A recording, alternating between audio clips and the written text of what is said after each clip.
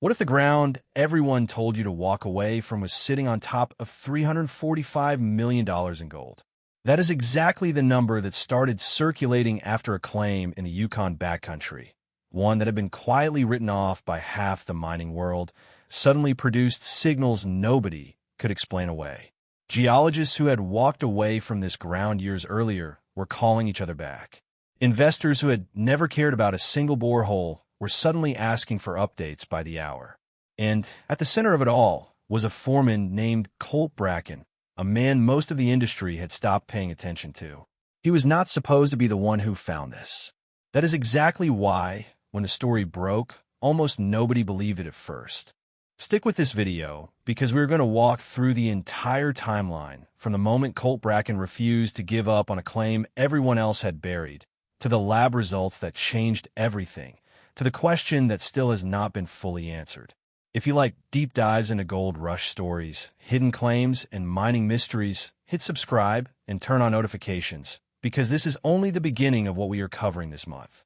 3 years ago, Colt Bracken's operation was barely holding on. He had inherited a claim from an uncle who mined it hard in the 80s and 90s, pulled what looked like the easy gold, and left the rest for dead. When Colt took it over, most of the men who had worked that ground for decades told him the same thing. There is nothing left here. Move on. Find fresh dirt somewhere else before you bankrupt yourself chasing a memory. For 2 seasons, Colt almost listened to them. He ran smaller operations on the edges of the property, made just enough to keep his crew paid, and quietly wondered if his uncle's stories about a deeper vein were nothing more than old miner talk passed down to make a played-out claim sound more exciting than it actually was. What changed his mind was not a hunch. It was paperwork. During a slow winter, Colt started going through decades of old assay reports, drill logs, and hand-drawn maps that had been sitting in a filing cabinet since before he was born. Buried in those pages were a handful of readings that nobody in the 80s had known what to do with. Small, strange spikes in gold content at depths nobody back then had the equipment or the patience to chase. At the time, those numbers were dismissed as noise, probably contamination, probably a bad sample. Colt could not stop thinking about them.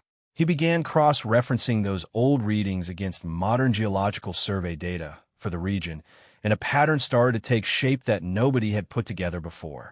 It looked like an ancient buried channel, a stretch of ground where a river had once flowed thousands of years before anyone was pulling gold out of that valley. A channel capable of carrying and concentrating gold far below the layers that had already been mined out. Colt brought the idea to a geologist he trusted, someone who had no reason to tell him what he wanted to hear. The response was cautious. Buried channel theories sound exciting on paper, but they are notoriously difficult and expensive to confirm, and plenty of miners have gone broke chasing one that turned out to be nothing. Still, the geologist agreed the old data was strange enough to justify a real look. That real look meant new core sampling, deeper than anything previously drilled on that property, and it meant spending money Colt did not really have to spare. The first season of testing was rough. Colt pulled core samples from a dozen new boreholes scattered across the property, and the early results were a mess of contradictions. A few holes came back with promising traces. Most came back close to empty. Some of his own crew started to grumble that they were burning fuel and time chasing a theory built on paperwork nobody had trusted for 40 years. Colt kept drilling anyway, but he was honest with his team about the risk. He told them flat out that if the next batch of samples did not show something real, he was done spending money on the idea, and they would go back to working the ground they already knew. The turning point came from a borehole nobody expected much from, drilled almost as an afterthought at the edge of the survey grid. The core sample that came up looked different from the start, heavier, with visible flecks running through several sections rather than isolated in one small pocket. Colt sent it off for lab analysis without saying anything to the crew, not wanting to get anyone's hopes up over one sample after a season of disappointment. When the lab results came back, the gold grade was high enough that the geologist called Colt directly instead of just emailing the report. That single conversation is what restarted the entire investigation. Over the following months, Colt expanded the drilling program around that one promising hole, and the pattern that emerged was hard to argue with.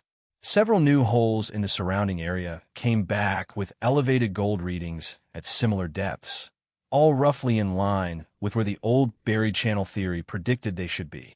This was no longer one lucky sample. It was starting to look like a connected zone. Colt brought in an independent laboratory with no ties to his operation to run a second round of testing on the same samples, specifically because he did not want anyone accusing him later of cherry-picking favorable numbers. The independent results matched closely with the earlier findings, which gave the whole team, and eventually the wider mining community, a reason to take the story seriously. Word started to spread through the region the way it always does, through other miners, suppliers, and a few local reporters who had heard whispers that Colt Bracken had found something on ground everyone assumed was finished. Some of the same people who had told him to walk away 3 years earlier were now asking to visit the site. Colt, to his credit, refused to get ahead of the science. Every time someone asked him directly whether he had found a big one, he gave the same answer. "We have promising data. We do not have a confirmed reserve. There is a difference. And until an independent geological firm finishes a full resource estimate, nobody should be throwing around big numbers as if they are settled fact." That estimate is exactly what came next. Colt hired an outside firm with no financial stake in the outcome to combine every core sample, every assay report, and every piece of ground scanning data collected over the previous 2 seasons into a single geological model. Using modern 3-dimensional modeling software, the firm mapped out how far the mineralized zone appeared to extend, how deep it ran, and how consistent the gold grades were across the different sections that had been tested. It took the firm several weeks to finalize the numbers, because they were being deliberately conservative, using cautious assumptions about gold price and recoverable ounces rather than the most optimistic possible reading of the data. When the report finally landed, it classified the find as an indicated resource with a potential value in the neighborhood of $345 million, based on a volume of material tested and the average gold grade recorded across the zone. It is important to understand what that number actually means. An indicated resource is not gold sitting in a vault. It is a scientific estimate of what is likely present underground based on the data collected so far. And it still depends heavily on the mineralized zone continuing to behave the way the samples suggest it will once full-scale excavation begins. Colt Bracken said as much publicly, more than once. He made it clear that the number represented potential, not a guarantee, and that only continued drilling, physical excavation, and actual gold recovery over time would tell the real story. With that report in hand, Colt shifted the operation into its next phase. Heavy equipment started moving into the section of the property identified by the geological model. And for the first time, the crew was not just drilling for information, they were preparing to dig toward what the data said should be there. Before any of that happened, Colt held a long safety meeting with his entire team, because deep excavation on ground with an unpredictable water table is genuinely dangerous. Engineers reviewed water pressure readings and ground stability reports one more time. Colt made a rule that the operation would stop every few feet of progress to pull fresh samples and recheck the geology before moving further, rather than rushing toward a number that had already captured everyone's imagination. The early excavation results were encouraging. Material coming out of the target zone showed consistent gold content across multiple lodes, not just in one isolated pocket, which lined up with what the resource estimate had predicted. Crew members who had spent 2 frustrating seasons drilling holes that mostly came back empty were now watching wash plant reports that actually matched the excitement building around the story. Colt kept the same message he had repeated from the beginning. No single load, no single day of good numbers changes anything until the pattern holds up over a real stretch of continuous production. That caution matters because stories like this, one, have a habit of getting ahead of themselves online. It is easy for a single promising lab report to turn into headlines claiming a discovery is fully confirmed, when in reality what actually exists is a well-supported estimate that still needs to be proven through sustained excavation. Independent analysts who have looked at Colt's situation continue to stress the same point industry experts always make about resource estimates like this one. The number can move in either direction as more of the ground is worked. Sometimes a promising zone thins out faster than expected. Sometimes it turns out to be even larger than the early data suggested. Nobody, including Colt Bracken himself, is claiming to know for certain which way this one will go until the excavation is much further along. What this story has already done, regardless of how the final numbers shake out, is get a lot of experienced miners thinking differently about ground they had previously written off. The idea that old, seemingly played-out claims might be sitting on top of deeper, ancient channels that simply were not detectable with decades-old equipment is not a new theory, but Colt's willingness to spend real money testing it, and his discipline in verifying every result independently before making any public claims, has given the idea new credibility in a region full of claims with similar histories. Several nearby operators have reportedly started pulling their own old assay records back out of storage to take a second look. For Colt Bracken personally, this has already changed the trajectory of his career, even setting the final production numbers aside.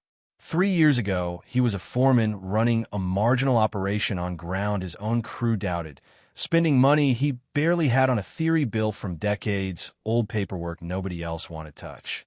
Today, he is at the center of one of the more closely watched resource stories in the region, being asked for interviews by outlets that would not have returned his calls a few years back. He has been careful not to let that attention change how he talks about the project. In every interview, he repeats the same line. The geology does not care how exciting the headlines sound. It either holds up under continued drilling and production, or it does not, and that is the only thing that will actually determine what this ground is worth. The excavation is ongoing, and the team continues pulling fresh samples at regular intervals to confirm the model as they go deeper into the zone. Production costs remain a real concern, since keeping heavy equipment running at this scale for an extended stretch is expensive, and any unexpected mechanical failure or stretch of bad weather could slow progress and affect the bottom line. Water management is still being monitored closely given the depth of the excavation, and the team is prepared to pause work again if ground conditions ever look uncertain, exactly as they have done throughout the project so far. So where does that leave the story right now? The resource estimate stands at roughly $345 million based on independently verified data, but that figure remains a projection rather than a completed recovery. Whether Colt Bracken's ground ultimately delivers close to that number, falls short of it, or ends up surprising everyone by going even higher, will only be answered by the months of excavation still ahead. What is already clear is that a claim nearly everyone had given up on is now one of the more talked about stories in the region, built not on hype, but on a foreman who refused to trust the old assumption that played-out ground has nothing left to give. What do you think happens next? Does this deposit hold up to the full estimate, or does the ground surprise everyone once excavation goes deeper? Let us know your prediction in the comments. And if you want to see how this story develops, subscribe and turn on notifications so you do not miss the next update.